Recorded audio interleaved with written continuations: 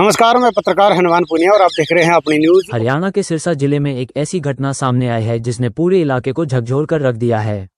एक नाबालिग लड़की को उसी के चचेरे भाई ने अपनी हवस का शिकार बना लिया। इस घिनौनी हरकत के बाद नाबालिग गर्भवती हो गई, लेकिन लोकलाज के डर से उसकी मां और सौतेले पिता ने इस मामले को छुपाने की हर संभव कोशिश की। मगर कहते हैं ना, अपराध ज्यादा देर तक छुप नहीं सकता। ऐसा ही इस मामले में भी हुआ। जब नाबालिग की तबीयत बिगड़ी और उसे सिविल हॉस्पिटल ले जाया गया, तब जाकर यह सनसनीखेज मामला सबके सामने आया। अस्पताल में भर्ती होते ही डॉक्टरों ने पाया कि लड़की नाबालिग है और उसने एक स्वस्थ बच्चे को जन्म दिया है।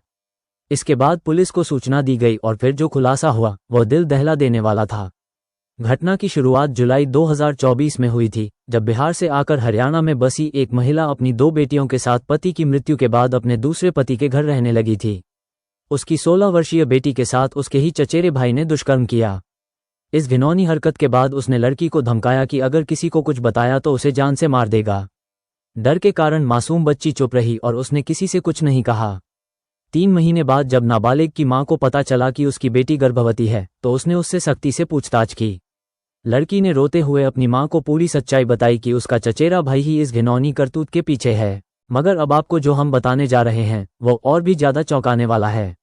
जिस मां को अपनी बेटी को न्याय दिलाने के लिए आवाज उठानी चाहिए थी, उसने उल्टा इस अपराध को छुपाने की कोशिश की। सौतेले पिता के साथ मिलकर उसने तय किया कि किसी भी हाल में इस बात को बाहर नहीं जाने देना है। उन्होंने लड़की को घर में ही बंद रखा और तय किया कि उसकी डिलीवरी घर पर ही कराई जाएगी या फिर किसी बाहरी इलाके के अस्पताल में, ताकि मामला दबा रहे और किसी को कुछ पता न चले। मगर कहते हैं ना, ऊपर वाले के घर देर है, अंधेर नहीं। अपराध छुपाने की कितनी भी कोशिश कर लो, सच सामने आ ही जाता है। 13 मार्च 2025 को जब नाबालिग को प्रसव पीड़ा हुई, तो घरवालों ने घर पर ही डिलीवरी कराने की कोशिश की। मगर जब स्थिति हाथ से निकलती नजर आई, तो आनन फानन में उसे लेकर वे 2 निजी अस्पतालों में गए।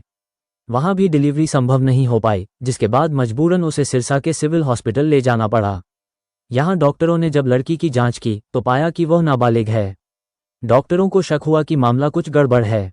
उन्होंने तुरंत अस्पताल प्रशासन को सूचित किया और फिर पुलिस को भी जानकारी दी गई।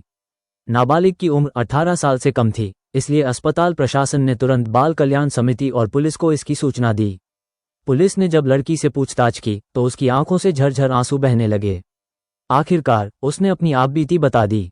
लड़की ने बताया कि उसके साथ जबरदस्ती की गई थी और उसे धमकी दी गई थी कि अगर उसने किसी को कुछ बताया तो उसे जान से मार दिया जाएगा।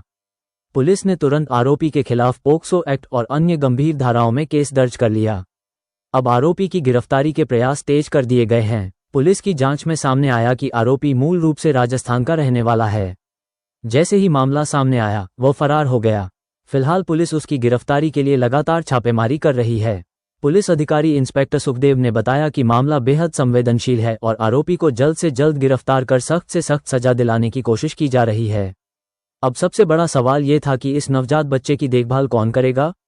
चूंकि नाबालिग खुद एक बच्ची है, ऐसे में उसकी मां ने बाल कल्याण समिति से निवेदन किया कि वह अपने नाती को पालना चाहती है।